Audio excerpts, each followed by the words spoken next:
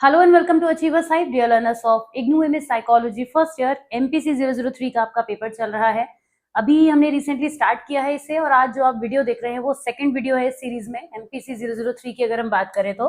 और MPC 003 code है subject का। कोड भी आपको अच्छे से पता होना चाहिए, एग्जाम में जरूरत होती है फिल करने की कई जगह। फिलहाल आज का जो हमारा एक्सप्लेनेशन है वो ब्लॉक 1 का यूनिट 1 का पार्ट 2 है। ये जान लीजिए कि पार्ट 1 हम कवर कर चुके हैं प्रीवियस वीडियो में, जिसमें आपने इंट्रोडक्शन समझा था साइकोलॉजी के बारे में, मैंने बहुत डिटेल में एक्सप्लेन किया था। और उससे भी ज्यादा इंपॉर्टेंट था, मैंने आपको जो ब्रीफिंग की थी पूरे पेपर की वो शुरू में समझाई थी। आज हम साइकोलॉजिकल फैक्टर्स को पढ़ेंगे। क्या पढ़कर आए हैं हम प्रीवियस वीडियो में? बायोलॉजिकल फैक्टर्स पढ़ के आए हैं कि पर्सनैलिटी को इन्फ्लुएंस करने वाले कौन कौन से फैक्टर होते हैं। मेजरली 3 के बारे में बात की थी। पहला था बायोलॉजिकल, दूसरा है साइकोलॉजिकल और तीसरा है एनवायरमेंटल। आज के वीडियो में हम साइकोलॉजिकल फैक्टर्स और एनवायरमेंटल फैक्टर्स को पूरा कवर करेंगे और यूनिट 1 को हम कंप्लीट करेंगे इस दूसरे पार्ट के साथ। तो चलिए बिना किसी डिले के वीडियो को शुरू करते हैं, जिसमें हमारा आज का टॉपिक है कि साइकोलॉजिकल फैक्टर्स किस तरह से पर्सनैलिटी को इम्पैक्ट करते हैं। पर्सनैलिटी के बारे में बहुत बातें हुई हैं। अगर प्रीवियस वीडियो को देखकर आप आए हैं, ऑफकोर्स आए होंगे, देखना भी चाहिए, उसके बिना तो इसका कोई एग्जिस्टेंस नहीं रह जाता है। तो साइकोलॉजिकल फैक्टर्स को हम अंडरस्टैंड कर रहे थे कि किस तरह से इंपॉर्टेंट होते हैं पर्सनैलिटी को अंडरस्टैंड करने के लिए।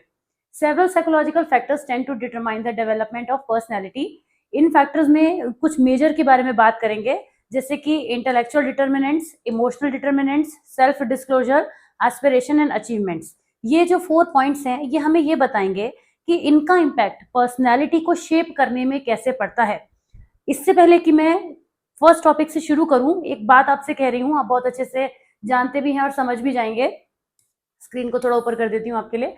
इमोशनल डिटर्मिनेंट्स में आपको, इंटेलेक्चुअल डिटर्मिनेंट्स में आपको इंटेलेक्चुअल वर्ड दिख रहा है, यानी इंटेलिजेंस की कुछ बात हो रही है।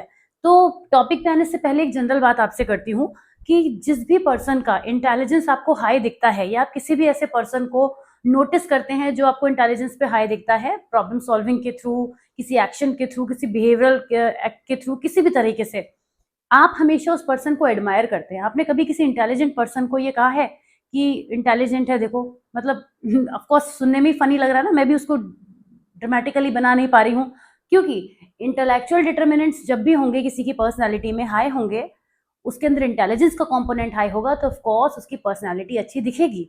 तो इंटेलेक्चुअल डिटर्मिनेंट्स डिफाइन करते हैं कि पर्सनालिटी कैसी दिखेगी, यानी अगर कोई पर्सन इंटेलिजेंट नहीं है, not so good, not so intelligent, तो हम उसको कैसा व्यू करते हैं, कैसा परसीव करते हैं। मेरे ख्याल से मुझे बताने की जरूरत नहीं है, आपने भी बहुत सारे ऐसे केसेस लाइफ में देखे होंगे।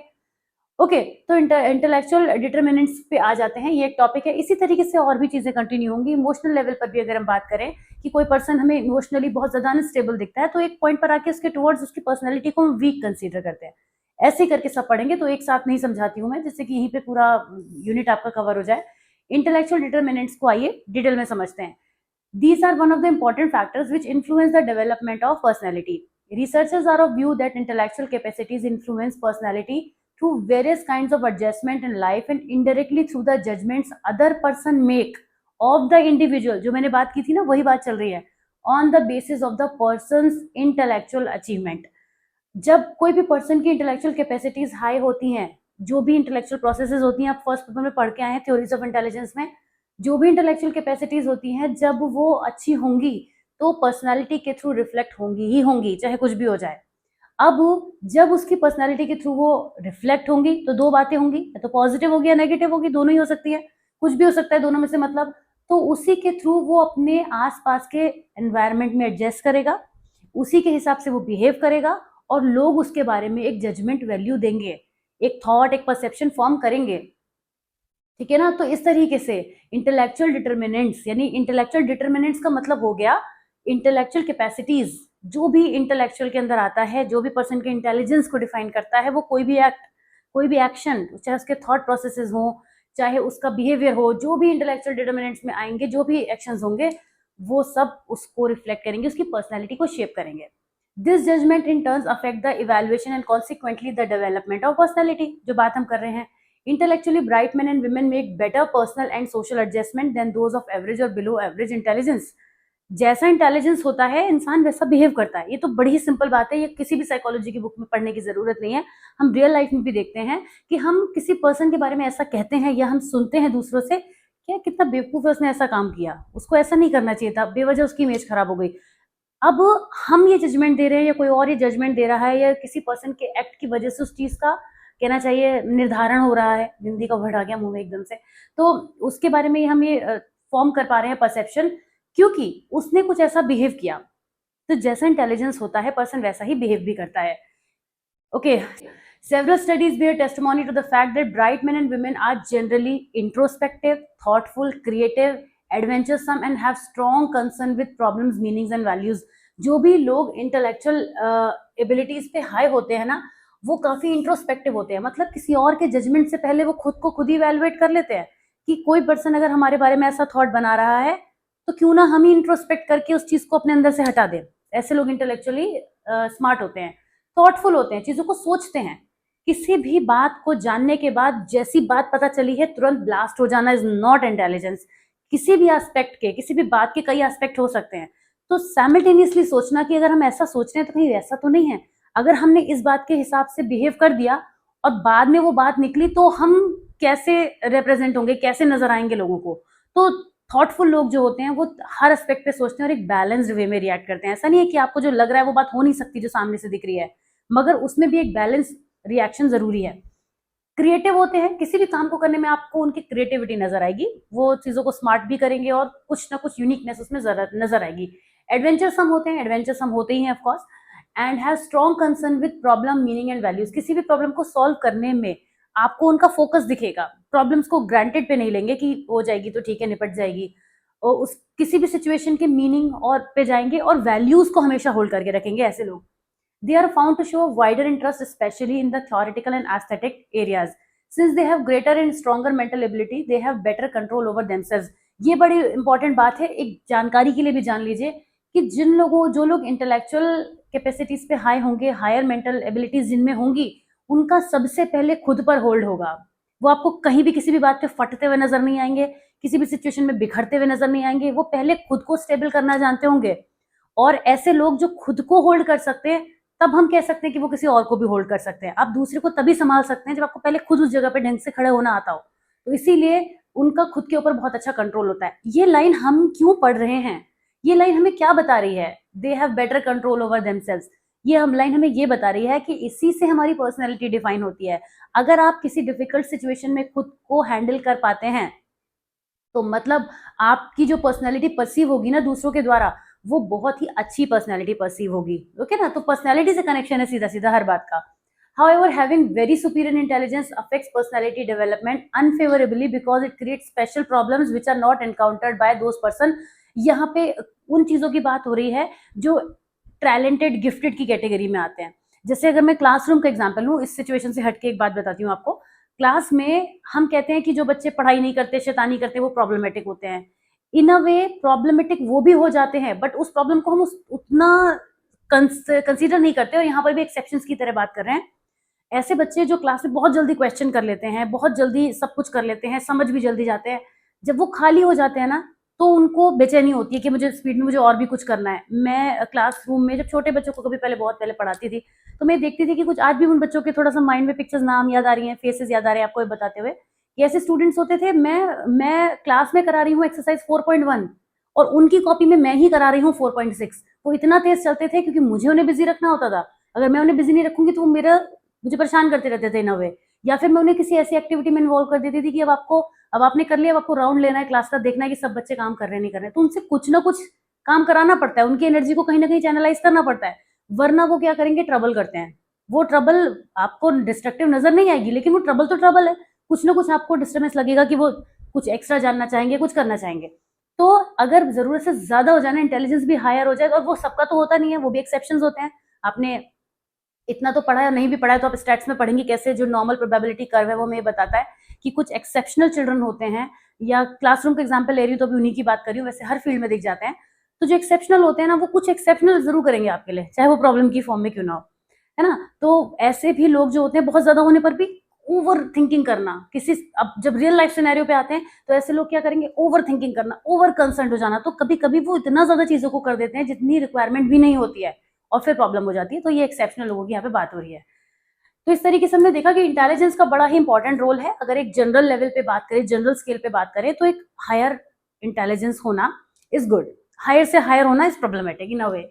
अब इमोशनल डिटर्मिनेंट्स की बात करते हैं। अभी मैं आपको समझा रही थी कि जो लोग अपने इमोशंस को होल्ड कर पाते हैं, अपने इमोशंस को होल्ड करने का मतलब ये नहीं है सप्रेस करते जाना है, बैलेंस करना। होल्ड का मतलब, होल्ड वर्ड शायद आपको लगेगा कि हम सप्रेस करने की बात कर रहे हैं, पर होल्ड का मतलब मेरा जो मैं आपको समझाना चाहती हूँ वो है बैलेंस करना। क्योंकि हमारे इमोशंस किसी पर्सन को उतने ही नजर आने चाहिए जितने उसके लिए रिक्वायर्ड है। अगर हम सारे इमोशंस किसी के सामने रख देंगे ना, तो डेफिनेटली वो पर्सन हमसे बेनिफिट लेगा, किसी ना किसी फॉर्म में लेगा, चाहे वो उसके खुद के बेनिफिट के लिए हो, चाहे वो हमें उस किसी प्रॉब्लम में डाल दे, कुछ ना कुछ तो वो करेगा। अगर आप अपने इमोशन जरूरत से ज्यादा, ये अब जरूरत कैसे डिफाइन होगी, ये सिचुएशन टू सिचुएशन और पर्सन टू पर्सन वेरी करेगा, लेकिन अगर आप अपने इमोशंस को जरूरत से ज्यादा दिखाएंगे ना, तो वो आपकी पर्सनैलिटी में दिखेगा, आपकी पर्सनैलिटी वीक दिखने लगेगी। बड़ा सिंपल एग्जाम्पल है, जो ज्यादा रोते हैं बच्चे, तो हम कहते हैं वीक है, बहुत इमोशनली अनस्टेबल है, बात बात पे रो जाता है। ज्यादा रोना है ना, कैसे डिफाइन होगा ज्यादा या कम रोना? किसी सिचुएशन में आपका इमोशनल आउटबर्स्ट होना नेचुरल है, जरूरी भी है। अगर आप अपने इमोशंस को इतना कंट्रोल करके रखते हैं कि आप किसी भी सिचुएशन में अपने किसी एक पार्ट को बिल्कुल नहीं दिखाते हैं, तो भी फिर वो ठीक नहीं है ना। Balance is required everywhere, balance होना जरूरी है।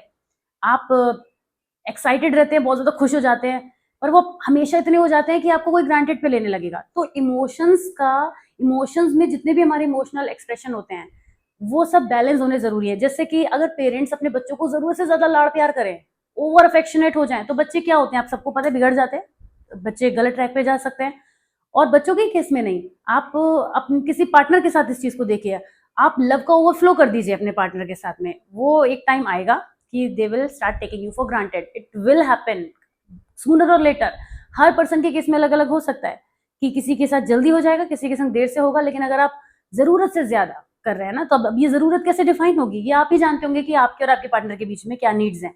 तो इस बात को समझ लीजिए कि इमोशंस का बैलेंस होना जरूरी है। अब ऐसे तो अगर हर टॉपिक पे देखें तो लास्ट में आपको यही लगेगा कि हर चीज का बैलेंस ही होना जरूरी है, तो हम क्या एग्जाम में यही लिख कर आएंगे हर लाइन में? नहीं, हम क्या लिखेंगे वो मैं आपको समझाती हूँ। अब बुक भी थोड़ा सा पढ़ेंगे। These are other important factors that shape the development of personality. Emotions are considered important personality determinants because they affect personal social adjustment. Emotions की वजह से हमारे social adjustment होते हैं, हम नजर आते हैं लोगों के बीच में। Research has shown that several aspects of emotions like dominant emotions, emotional balance, emotional deprivation, excessive love and affection, emotional expression, emotional catharsis and emotional stress directly and indirectly affect the development of personality. ये बात पूरी मैं आपको बता चुकी हूँ, इसमें से कोई टर्मिनोलॉजी नहीं पता हो तो मुझे बताइएगा, कमेंट कर दीजिएगा। Some people experience a predominance of pleasant emotions while other experience a predominance of unpleasant emotions. कुछ लोगों के साथ में लाइफ में बहुत ज्यादा डिप्रेसिव सिचुएशंस आती हैं, नेगेटिव चीजों को उन्हें डील करना पड़ता है, बचपन से ही कुछ ऐसी चीजें हो जाती हैं, तो वो उस हिसाब से उनकी पर्सनैलिटी बनती जाएगी। आपको उनके पर्सनैलिटी में उदासी ज्यादा नजर आएगी, खुशियां कम नजर आएंगी, चीजों के टुवर्ड जो परसेप्शन होगा वो पैसिव होगा, लोगों के टुवर्ड्स परसेप्शन पैसिव होगा। लेकिन जिनका बहुत हेल्दी एटमॉस्फेयर रहता है, बचपन से बहुत अच्छी अच्छी चीजें देखते हैं, खुश रहते हैं, आसपास के लोग प्यार करते हैं, केयर करते हैं, सब चीजें होती है, उनका आप नोटिस करेंगे कि उनको चीजें बहुत पॉजिटिव दिखेंगी, उनकी अप्रोच पॉजिटिव होगी। अब ये अप्रोच पॉजिटिव और नेगेटिव होना क्या दिखाएगा? उनका सोशल एडजस्टमेंट दिखाएगा। उसी तरीके से तो बिहेव करेंगे लोगों में, जैसा मेरा परसेप्शन दुनिया के बारे में होगा, मैं दुनिया में रिएक्शन ही वैसा दूंगी ना। वही चीज हो गई आपके साथ भी, सबके साथ। तो उसकी वजह से क्या होता है, उनकी पर्सनैलिटी भी वैसी हो जाती है इमोशंस की वजह से। कैसे इमोशंस हमने एक्सपीरियंस किए हैं, वैसे ही हमारी पर्सनैलिटी डेवलप होगी। When the person encounters with obstacle and problem, unpleasant experiences like fear, angry, envy and other negative emotions are aroused, तो उसकी वजह से वैसा ही एडजस्टमेंट पर्सन करेगा। वही बातें जो मैं आपको बता रही हूँ, लिखा वही सब कुछ है जो मैं आपको बता रही हूँ। और मैं थोड़ा सा अभी 1 सेकंड का ब्रेक लेने वाली हूँ, ये पानी वाला ब्रेक नहीं है, actually I am looking for something. Okay fine. हाँ, तो research has revealed that impact of emotional deprivation depends upon the extent to which a person's emotionally deprived in addition to the duration of emotional deprivation. ये वही कहानी है कि किस हिसाब से पर्सन ने इमोशंस को अपनी लाइफ में एक्सपीरियंस किया है, वैसी उसकी पर्सनैलिटी बनेगी। तो अब बात यह है कि जब उसने एक्सपीरियंस ही कर लिया है, पर्सनैलिटी बन गई है, तो वो बैलेंस क्या करेगा? कुछ चीजें तो हमारे भी हाथ में होती हैं। जब हम छोटे होते हैं तब हम नहीं जानते कि हमें इमोशंस को किस तरह से बैलेंस करना है, लेकिन एक धीरे धीरे एज बढ़ती है, हम लाइफ में इतनी चीजें एक्सपीरियंस करते हैं, तो अपनी तरफ से कोशिशें कर सकते हैं। फिर ये जो नॉलेज है, जो ज्ञान आप ले रहे हैं दुनिया में रह के, जो एजुकेशन के थ्रू आप रिसीव कर रहे हैं, उसका भी तो कुछ काम है, उसका भी तो आपकी लाइफ में कुछ रोल है, वो भी तो आपको कुछ सिखा रहा है। सब कुछ आपके एक्सपीरियंसेस ही नहीं सिखा रहे हैं, कुछ आपको नॉलेज के थ्रू भी पता चल रहा है। तो नॉलेज और एक्सपीरियंसेस का परफेक्ट कॉम्बिनेशन बनाइए और अपनी लाइफ में इमोशंस को बैलेंस करना सीखिए, क्योंकि सब कुछ बैलेंस्ड आपको मिलेगा नहीं, आपको करना पड़ेगा। अगर किसी की लाइफ में बहुत ही नेगेटिव इमोशंस उसने एक्सपीरियंस किए हैं, तो हम उससे एक्सपेक्ट नहीं कर सकते वो एकदम ओवरनाइट जो है वो एकदम पॉजिटिव हो जाएगा, मगर वो अपनी चीज़ों से इंट्रोस्पेक्शन करके चीज़ों को बदलने की कोशिश कर सकता है। और ये कुछ इतना इम्प्रैक्टिकल नहीं है जो मैं बोल रही हूँ, आप समझ रहे होंगे, आप तो एटलीस्ट समझ ही रहे होंगे क्योंकि आप साइकोलॉजी वाले। अगर ये वीडियो कोई नॉन साइकोलॉजी वाला पर्सन देखेगा तो उसको ये लग सकता है कि मैम कितना ज्ञान दे रही है, कितनी अलग बातें कर रही है, हो सकता है किसी को लगे, लेकिन अच्छी बात यह है कि आप सब पढ़ने वाले ही मेरा वीडियो देखते हैं, तो ये भी अच्छी बात है।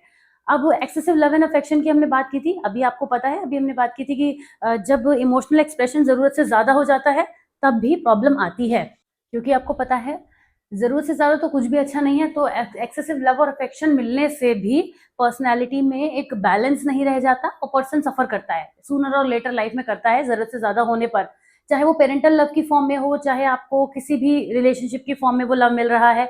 अगर जरूरत से ज्यादा है तो वो आपको स्पॉइल करेगा, ठीक है। तो ये चीज का भी हमें ध्यान रखना है कि कैसे ये हमारी पर्सनैलिटी पर इम्पैक्ट डाल सकता है। पढ़ लीजिएगा, कुछ ऐसी नई बात है नहीं, वैसे मैं इधर उधर घूम रही थी अभी क्लास में, तो आपने पढ़ भी लिया होगा। सेल्फ डिस्क्लोजर को समझते हैं।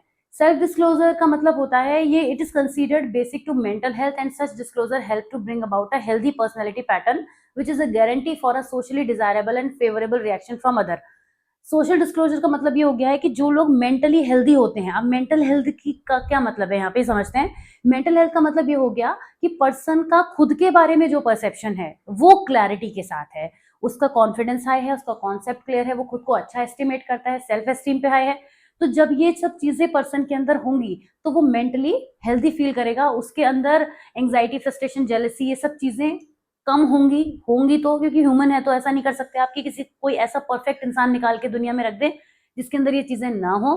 बहुत कम होंगी तो उसकी पर्सनैलिटी अच्छी दिखेगी, ओके। और जब उसको स्ट्रेस नहीं होगा इन चीजों की वजह से, तो फिर वो सोशली एडजस्ट कर पाएगा, एक अच्छे तरीके से दुनिया में रह पाएगा। सोशल एडजस्टमेंट की बार बार हम बात क्यों करते हैं, क्योंकि हमारी पर्सनैलिटी ही तो औरों के लिए है, वरना खुद की नजर में तो हम दुनिया के बेस्ट इंसान हैं। आप किसी भी इंसान से पूछिए, मैक्सिमम लोग अपने आप को बहुत अच्छा ही मानते हैं। कुछ लोग अपने बारे में नेगेटिव भी व्यू रखते हैं, ऐसा नहीं है, लेकिन कहेंगे नहीं वो आपसे, अगर कितना भी बुरा मानते भी होंगे खुद को तो भी ऐसा कहेंगे नहीं।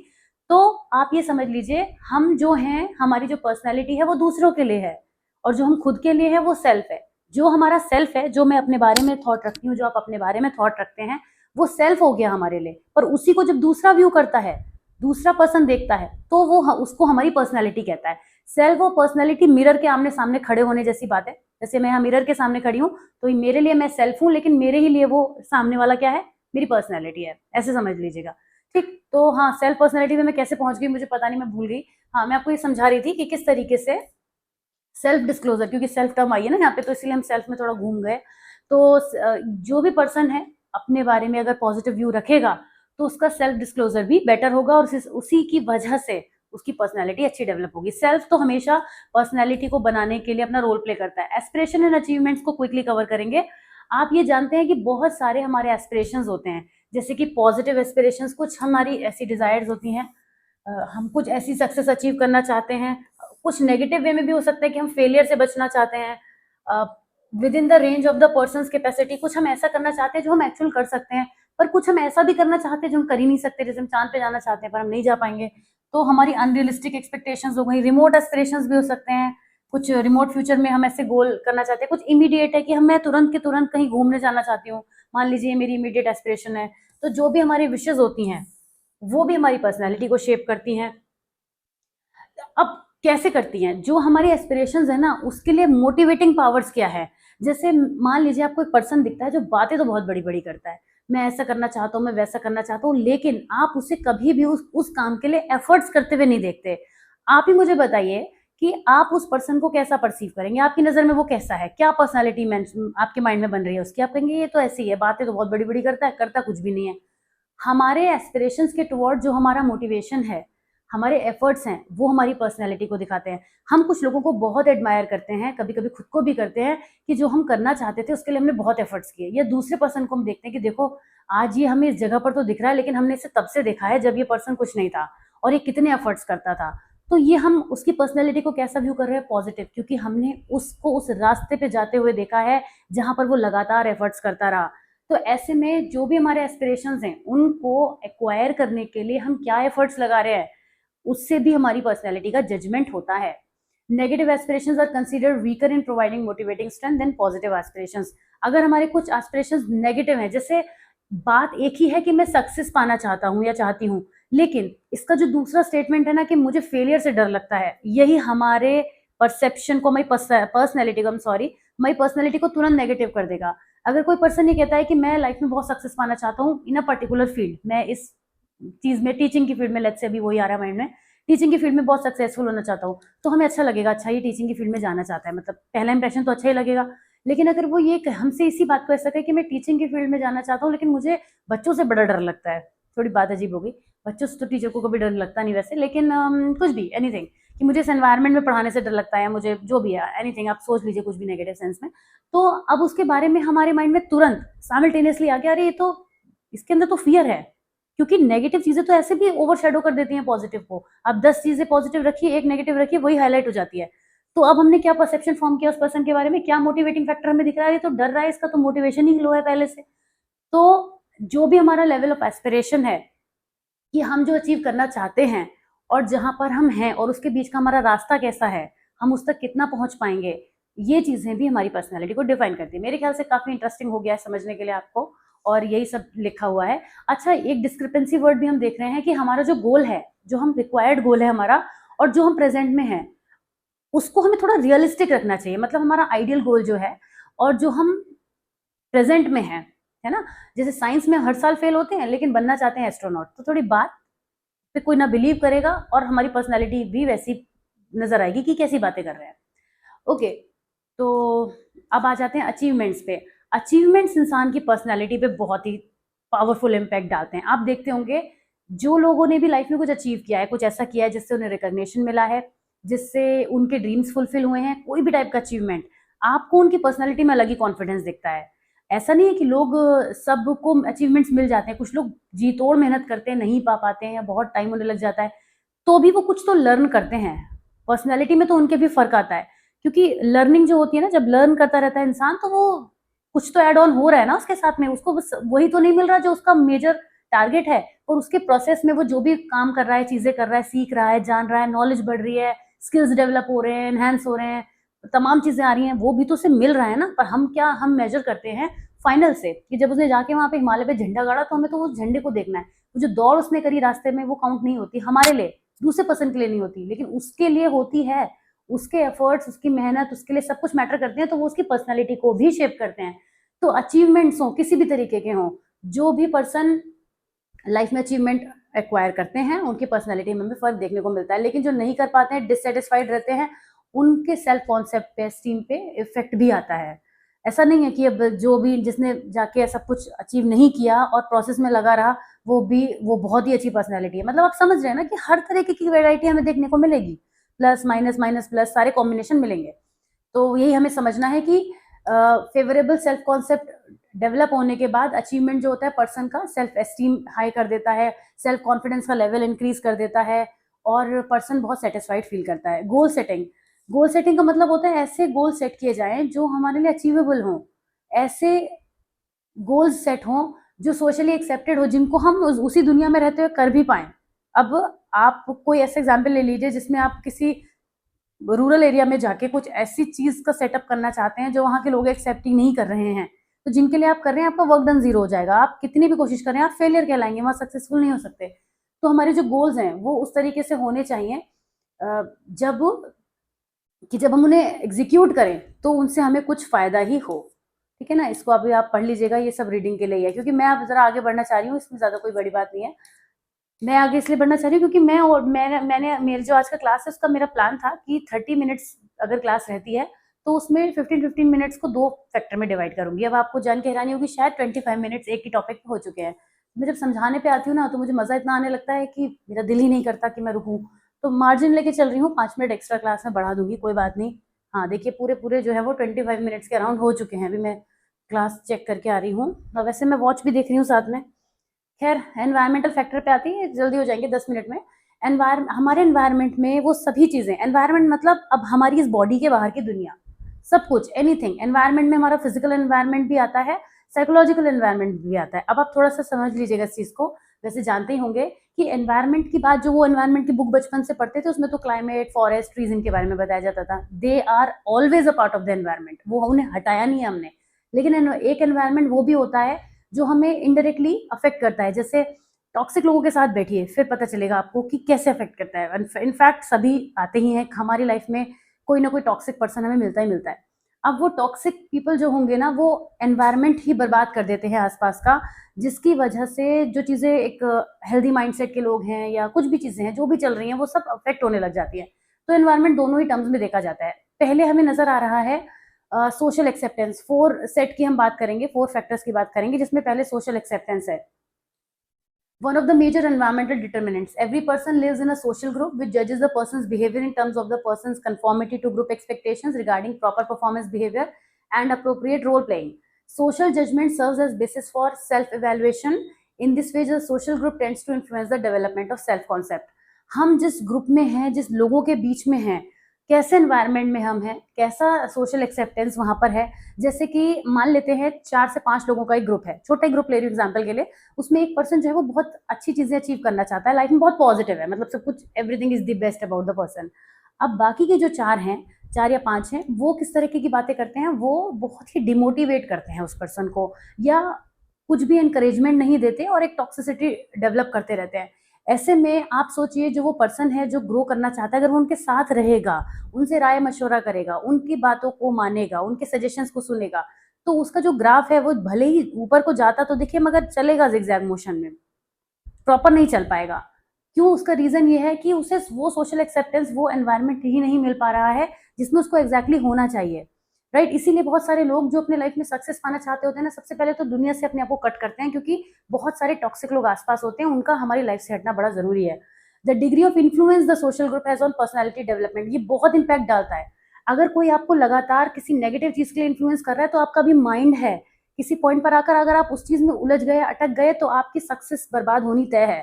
तो इसीलिए किस तरह के का ग्रुप में हम हैं, किन लोगों के बीच में है, अगर हम ये टाइम रहते आइडेंटिफाई कर लें, तो बहुत ही आसान हो जाता है अपनी चीजों को बेहतर तरीके से आगे लेकर चलना। लेकिन अगर आप ऐसे लोगों के बीच में स्टक हो गए, जो ना तो खुद कभी ग्रो करेंगे और ना ही आपको होने देंगे, तो आपकी पर्सनैलिटी पे उसका फर्क पड़ेगा। यानी ये जो लोग हैं, वो आपकी पर्सनैलिटी इन अ वे बिल्ड कर रहे हैं, लेकिन आपको अपनी पर्सनैलिटी अपने बेसिस पे बिल्ड करनी है, ना कि दूसरों के बेसिस पे। ऑलराइट, आगे बढ़ते हैं।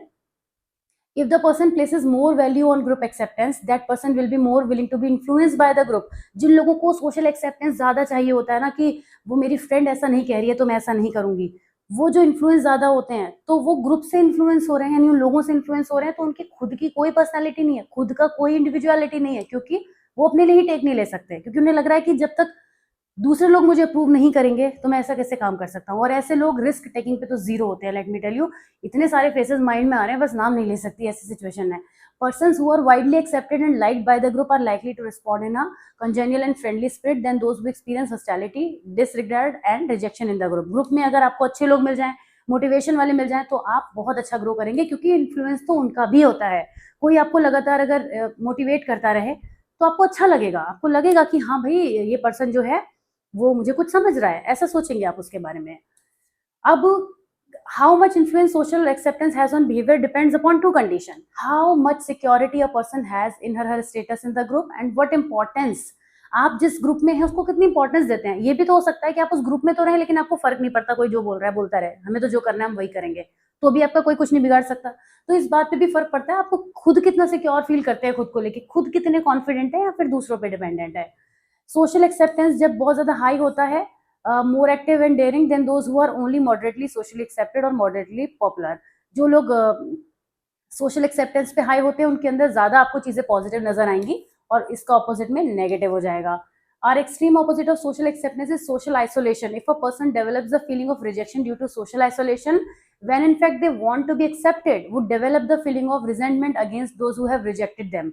ऐसे लोग जिनको सोसाइटी में ज्यादा रिजेक्शन मिलता है, या किसी चीज के लिए ज्यादा क्रिटिसाइज किया जाता है, तो फिर वो लोग अपने आप को आइसोलेट कर लेते हैं। सोशल आइसोलेशन यहाँ से निकल कर आती है टर्म। नहीं जानते, अभी सोशल साइकोलॉजी में पढ़ेंगे सब, ये सारी टर्म वहाँ पे बड़ी डिटेल में है, लेकिन मैं सब कुछ आगे के लिए नहीं छोड़ रही हूँ, डोंट वरी। तो सोशल साइकोलॉजी 4th पेपर की बात हो गई, अभी तो 3rd ही पेपर चल रहा है। सोशल डेप्रिवेशन क्या होता है? It is another environmental factor which is set to influence the development of personality in massive and significance way. Social deprivation means being deprived of opportunities for various type of social contacts including love and affection. Social deprivation का मतलब होता है कि हमारी दुनिया, हमारी society, हमारे समाज में हमें इक्वल अपॉर्चुनिटी ना मिल पाना इन टर्म्स ऑफ एनीथिंग, चाहे वो आपके जॉब से रिलेटेड हो, चाहे कोई किसी एक्टिविटी से रिलेटेड हो, कोई वॉलंटियर वर्क हो, लव अफेक्शन, कुछ भी चीज हो, अगर आपको नहीं मिल पा रहा है तो सोशल डेप्रिवेशन है। जैसे डेप्रिवेशन का मतलब वही स्कार्सिटी हो गया ना किसी भी चीज की, तो सोशल लेवल पर होने वाली scarcity. The young children who are deprived of contact with parents guardians fail to develop healthy and normal personality. किसी भी तरीके का हो, अगर बच्चे हैं जो उन्हें मिलना चाहिए, ऐसे समझिए जिसको जो मिलना चाहिए जो नहीं मिल रहा है उसे उस एज में, जैसे अगर एक पर्सन को, बच्चों को अपने पेरेंट्स से प्यार नहीं मिल रहा है तो पर्सनैलिटी पे इम्पैक्ट आएगा। अगर एक एम्प्लॉय को अपनी ऑर्गेनाइजेशन में एक मोटिवेशन नहीं मिल रहा है जो उसे मिलना चाहिए वर्क के लिए, तो वो डिप्राइव्ड फील करेगा। या फिर एक पर्टिकुलर एज तक आते आते पर्सन को जॉब मिल जानी चाहिए, नहीं मिल रहे तो वो सोशली डिप्राइव्ड फील करेगा। तो जब डेप्रिवेशन डेवलप होगा तो जाहिर सी बात है, डेप्रिवेशन अपने आप में नेगेटिव टर्म ही है, तो ये क्या दिखाएगा? पर्सनैलिटी में किसी भी तरीके का डिके दिखाएगा। आपकी पर्सनैलिटी औरों से उस चीज पर कम दिखेगी, अब वो खुद आप फील करेंगे, आपको ऐसा लगेगा कि आप वैलिड जैसे नहीं है। एजुकेशनल फैक्टर, एजुकेशनल फैक्टर कैसे इन्फ्लुएंस करते हैं पर्सनालिटी को? आपने फर्क देखा है, बहुत क्लियरली देख सकते हैं आप ये फर्क। एक वेल एजुकेटेड पर्सन जो होगा बहुत डाउन टू अर्थ मिलेगा आपको, जिसकी नॉलेज अच्छी होगी, जिसको लाइफ का एक्सपोजर अच्छा होगा। Education does not mean only the degrees. बहुत पढ़े लिखे डिग्री वाले लोग भी आपको बहुत ही मूर्ख वाली बातें करते नजर आ जाएंगे, तो degree has nothing to do with all these. Knowledge wisdom is everything. Knowledge wisdom जब एक्सपीरियंस के संग कंबाइन होता है तो उस पर्सन की पर्सनैलिटी आपको बहुत शांत, बहुत गहरी, बहुत ही स्मूथ नजर आएगी। वो चीज़ों को बहुत स्मूथली लेगा, वो आपकी बातों से उलझा हुआ फील नहीं करेगा। इसी के ऑपोजिट आप किसी ऐसे पर्सन को देखिए जो बिल्कुल इलिटरेट है, पढ़ा लिखा नहीं है। मेरे ख्याल से दोनों का कंपैरिजन भी करने की जरूरत नहीं, आपके माइंड में ऑलरेडी पिक्चर क्लियर होगी।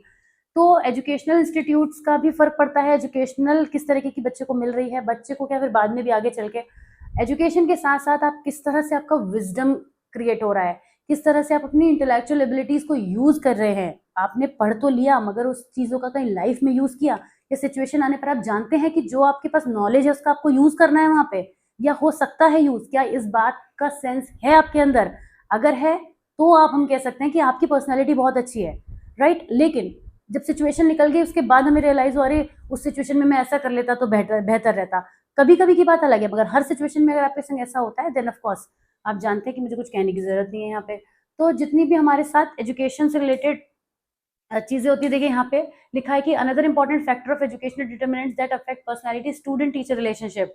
बच्चे को अगर कोई टीचर ऐसी मिल जाए, या बच्चे का हॉस्टाइल बिहेवियर हो जाए टीचर्स के टुवर्ड, कि एग्रेसिव हो जाए, कि मैडम तो बहुत पार्शियल हैं, सर तो बहुत पार्शियलिटी करते हैं, उसको तो बहुत मारते हैं, मुझे तो बहुत मारते हैं, उसको तो बहुत प्यार करते हैं, ऐसी चीजें हो जाएं तो उसके माइंड में एक टीचर के टुवर्ड्स ऐसी नेगेटिव फीलिंग आ जाएगी। मेरे एक फ्रेंड है, उनका टीचर्स के टुवर्ड्स एक ऐसी डेवलप है फीलिंग। जब कभी वो जिक्र करते हैं, कुछ हंसी मजाक में भी बातें हो जाती हैं, लेकिन उनका थॉट ऐसा आता है निकल कर कि वो अपने उनके टीचर्स ने उनको बहुत पिटाई करी है, बहुत डांटा। So he never like teachers until he met me, but क्योंकि मैं तो उनकी टीचर हूँ नहीं ऑफ कोर्स, तो जाहिर सी बात है कि वो जो टीचर्स ने उनके माइंड में एक परसेप्शन फॉर्म किया था, वो कुछ भी हो सकता है। हो सकता है वो बहुत ज्यादा नॉटी स्टूडेंट्स रहे हो क्लास में, या ये हो सकता है वो टीचर्स बहुत ज्यादा रूड और हार्श रहे हो, कुछ भी वजह हो सकती है, बट जो थॉट डेवलप हो गया है उसकी वजह से वो चीजों को बदला नहीं जा सकता। तो यहाँ पे हम समझने की कोशिश कर रहे थे कि जो भी एटीट्यूड डेवलप होगा बच्चे के अंदर सिचुएशन के टुवर्ड्स, लोगों के टुवर्ड्स, वो लाइफ लॉन्ग चलेगा, उसके हिसाब से पर्सनैलिटी डेवलप हो जाएगी। फैमिली डिटर्मिनेंट्स की बात कर लेते हैं। फैमिली तो ऑफ कोर्स एक इंपॉर्टेंट फैक्टर है, हमारी फैमिली हम पर बहुत बड़ा रोल प्ले करती है हमारी पर्सनैलिटी को शेप करने में। हमारे फैमिली का कैसा एनवायरनमेंट है, स्ट्रिक्ट है, डिमांडिंग है, कोऑपरेटिव है, बहुत ज्यादा केयरलेसनेस वाला एटीट्यूड है फैमिली मेंबर्स का, उसके हिसाब से लोगों की पर्सनैलिटी डेवलप हो जाती है। Recently I came across a case जिसमें एक ऐसी फैमिली की को मैंने केस स्टडी किया जिसमें जो फैमिली मेंबर्स हैं वो आपस में बहुत लड़ते हैं, हर सिचुएशन के लिए एक दूसरे को ब्लेम करते हैं। तो आप समझ लीजिए कि उन सभी मेंबर्स की पर्सनैलिटी कैसी नजर आएगी दूसरों के सामने, क्योंकि वो उस बिहेवियर को कहीं भी करने से नहीं रुकते, चाहे वो पूरा का पूरा फैमिली के जो लोग हैं वो घर के बाहर हो, घर के अंदर हो, किसी पार्टी में हो, किसी ऑफिशियल प्लेस पर हो, कहीं पर भी हो, वो ही उनका एटीट्यूड सब जगह रहता है। तो उनकी पर्सनैलिटी कैसी नजर आएगी लोगों को, आप खुद ही सोचिए, मुझे बताने की जरूरत नहीं है। तो इस तरीके से फैमिली डिटर्मिनेंट्स में बहुत सारी चीजें आती हैं। जो कुछ भी हमारी फैमिली का स्ट्रक्चर होता है उसमें सब कुछ इंक्लूडेड है, वो सब कुछ हमारा इसमें नोटिस किया जा सकता है। Emotional climate of home and ordinal position, इस बात पे भी फर्क पड़ता है। जैसे कहते हैं ना कि क्या ऑर्डिनल पोजिशन है, बच्चा जो है वो पर्सन जो है वो अपनी फैमिली में सबसे बड़ा है, ज्यादा जिम्मेदारी होगी तो उसकी पर्सनैलिटी में एक रिस्पॉन्सिबल बिहेवियर नजर आएगा। कोई आपने देखा होगा कोई जो छोटे होते हैं घर में, उनका वो थोड़ा सा ज्यादा चाइल्डिश बिहेवियर रहता है, चाहे चाहे उम्र में वो कितने भी बड़े हो जाएं, मगर उनकी पर्सनैलिटी में हमें वो चीज नजर आती है। कहते हैं ना, अरे वो थोड़ा ऐसा है इसलिए कि अपने घर में छोटा है ना, ज्यादा लाड़ प्यार में पला है। ऐसी लाइनें मैंने बहुत सुनी है बहुत लोगों से। तो उसकी वजह से उनकी पर्सनैलिटी ऐसी होती है। तो क्या ऑर्डिनल पोजीशन है, इस पर भी मैटर करता है। और फिर इमोशनल क्लाइमेट कैसा है, घर में सपोर्टिव एनवायरनमेंट है, इमोशनली लोग एक दूसरे से जुड़े हैं, केयर करते हैं, एक दूसरे के लिए परेशान हो जाते हैं या एक दूसरे को ब्लेम करते हैं, जैसे मैंने अभी एग्जाम्पल बताया। ये सारी चीजें भी मैटर करती हैं। आप बहुत ही आसानी से अपनी लैंग्वेज में इन चीजों को लिख सकते हैं। फिर फैमिली के साइज पे भी डिपेंड करता है। अब साइज का ये मतलब नहीं है कि अगर बड़ी फैमिली है तो कलेश ही चलता रहेगा, ऐसा भी कुछ नहीं है। अगर बड़ी फैमिली है तो एक दूसरे को सपोर्ट भी ज्यादा मिलती है। छोटी फैमिली सबके अपने अपने रीजंस हो जाते हैं। तो जो बड़े हैं घर के पेरेंट्स हैं लार्जर फैमिलीज में, उनको ज्यादातर अथॉरिटेरियन मेथड यूज करना पड़ता है जहाँ पे फैमिली बड़ी होती है। आपने देखा होगा जो कंबाइंड जॉइंट फैमिलीज होती हैं उसमें ज्यादातर जो घर के दादा दादी हैं, बड़े हैं, ग्रैंड पेरेंट्स हैं, या फिर जो और किसी बच्चे के लिए जो और बड़े हैं, मतलब ताऊ ताई जी वाली जो पोजीशन होती है, या जो इस तरीके के जो बड़े हो जाते हैं घर में सबसे बड़े, उनका कमांड ज्यादा रहता है, उनसे बच्चे डरते ज्यादा हैं क्योंकि वो फैमिली बड़ी होती है। लेकिन जहां पर फैमिली छोटी होती है वहां सोचते हैं, अरे हमारे एक ही तो बच्चा है, हमें इसी को तो प्यार करना है, इसी को तो लाड़ करना है, तो लाड़ कर करके बिगाड़ देते हैं। तो फैमिली के साइज पे भी डिपेंड करेगा कि जो लोग हैं वहां की उनकी पर्सनैलिटी कैसी नजर आएगी। तो इन सब बातों के बारे में ये पर्सनैलिटी डेवलपमेंट पर एक इन्होंने फॉर्मूला दिया है BF स्किनर ने। हालांकि कुछ खास आपके लिए इंपॉर्टेंट ये है नहीं, और मेरे ख्याल से जो मैं समझ पा रही हूँ, यस मैं ठीक ही समझ पा रही हूँ कि हमने इस वीडियो को कंप्लीट कर लिया है, क्योंकि वीडियो काफी लंबा हो गया था, पर चीजें सभी कवर हो गई हैं। अब हम यूनिट 2 की तरफ बढ़ेंगे थर्ड पेपर में, और यूनिट 1 को आपने अच्छे से अंडरस्टैंड कर लिया। इट वाज ऑल अबाउट कि किस तरीके से पर्सनैलिटी को डिफरेंट फैक्टर्स इन्फ्लुएंस करते हैं और पर्सनैलिटी होती क्या है। तो अगर ये वीडियो अच्छा लगा है तो जरूर शेयर कीजिएगा अपने दोस्तों के साथ में जिनको भी इसको पढ़ने की जरूरत है, जनरली पर्सनैलिटी को समझने की जरूरत है। मैं मिलूंगी आपसे नेक्स्ट वीडियो में। अगर चैनल को अभी तक सब्सक्राइब नहीं किया है तो जरूर कर लीजिएगा। Take very good care of yourself. See you super soon. Bye bye.